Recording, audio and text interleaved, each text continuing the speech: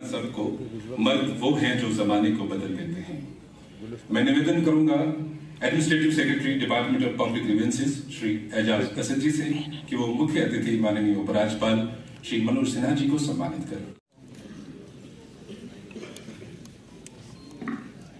Good afternoon, everyone. Thanks to all our stakeholders who have contributed to this initiative through their support, guidance, and collaboration. Together, we have created a platform that promotes.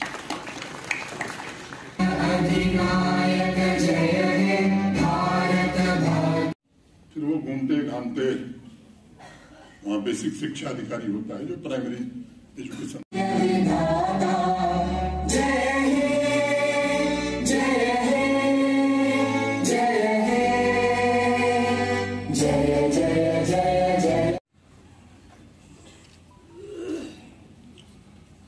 आपकी जोरदार तालियों के बीच बहुत शुक्रिया sir. Shri Ejaz Asad जी,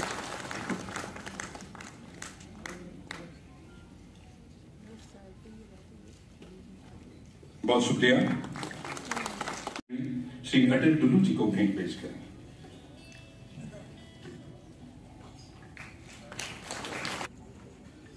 श्रीमती नरेंद्र जी से दोबारा निवेदन है कि वो secretary DARPG Shri V Srinivas ji को। नमस्कार। माननीय उपराज्यपाल महोदय, माननीय मुख्य सचिव श्री, आदरणीय सभी एडमिनिस्ट्रेशन के साथ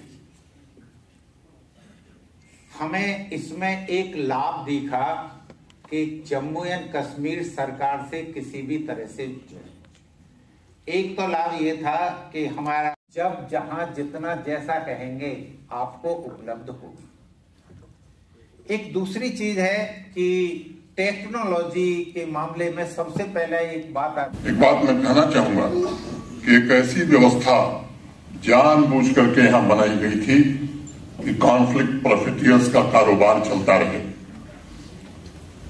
ई गवर्नेंस लागू होने के बाद यह व्यवस्था बदली है। भ्रष्टाचार के तंत्र पर भी शिकंजा कसा है और इसलिए आजकल कुछ लोगों को बड़ी तकलीफ हो रही है, वो बहुत दर्द में है। मैं उनकी पीड़ा समझता हूं, लेकिन मुझे उनसे कोई सहानुभूति नहीं है। मैं चाहता हूं कि यह पीड़ा और बढ़े, क्योंकि टैक्स पेयर्स के एक पैसे की कमाई जम्मू कश्मीर के नागरिकों के कल्याण में खर्च हो, ये माननीय प्रधानमंत्री जी की इच्छा है। यहाँ एक समय में पनपे और पोषित हुए भ्रष्टाचारी तंत्र कैसे बदला जाए, ये जम्मू कश्मीर प्रशासन का मैं समझता हूं कि सबसे बड़ा लक्ष्य है। प्रोजेक्ट अप्रूवल से लेकर इम्प्लीमेंटेशन में बेहतर पारदर्शिता की वजह से आम नागरिकों और प्रशासनिक मशीनरी में आपसी विश्वास, ट्रस्ट का भाव पैदा हो रहा है और यह प्रयास निरंतर प्रशासन कर रहा है कि इंक्लूसिवनेस, ओपननेस, रिलायबल और पीपल सेंट्रिक व्यवस्था कैसे कायम की जा सके, जिसमें हर एक व्यक्ति की सहूलियत, ईज ऑफ लिविंग को प्राथमिकता मिले। मेरे लिए व्यक्तिगत प्रसन्नता की यह बात है कि जम्मू कश्मीर का प्रत्येक नागरिक अपने सपनों और आकांक्षाओं को जीने की कोशिश कर रहा है और मैं मानता हूं कि प्रशासन के हमारे सभी साथियों की ये सबसे बड़ी उपलब्धि है।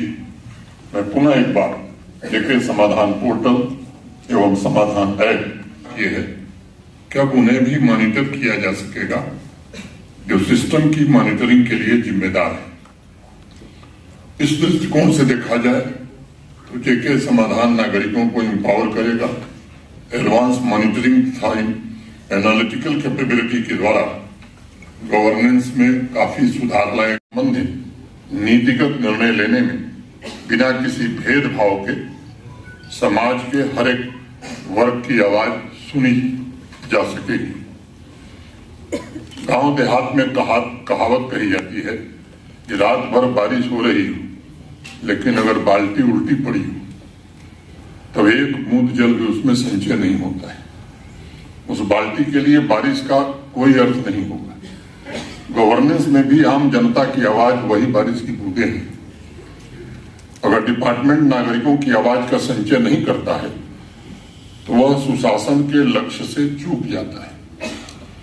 और इसलिए मैं बार बार कहता भी हूं और मानता भी हूं कि गवर्नेंस में जनता की आवाज सुनना सबसे महत्वपूर्ण एस्पेक्ट है और प्रशासनिक अधिकारियों के लिए मैं समझता हूं यह सबसे महत्वपूर्ण स्किल भी है।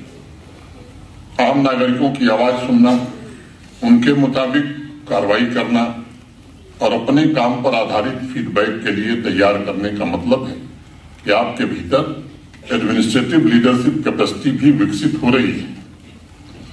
आप कागजों के पीछे छिपे सपनों और मानवीय संवेदनाओं को भी पढ़ पा रहे हैं और समझ पा रहे हैं। नागरिकों की शिकायतों और उनके फीडबैक को सुनने से पता चलता है कि आप उनकी बातों की चिंता करते हैं, परवाह करते हैं और उनकी आकांक्षाओं को पूरा करने का जज्बा भी रखते हैं। डिजिटल एरा में विभिन्न मैकेनिज्म द्वारा नागरिकों से सीधा संवाद और उनकी समस्याओं को सुलझाने की प्रक्रिया प्रशासनिक नेतृत्व के लिए मौलिक है, जिससे विश्वास का माहौल बनाने तथा ग्राउंड रियलिटी को समझने में भी मदद मिलती है। और इस लक्ष्य में जेके समाधान पोर्टल एवं समाधान ऐप मैं मानता हूं कि बहुत ही कारगर इंस्ट्रूमेंट साबित होगा। साथियों, हमारे देश के संविधान में अनुच्छेद 30 में मुख्य रूप से 3 लक्ष्यों पर प्रमुखता से प्रकाश हमारे संविधान निर्माताओं ने डाला है।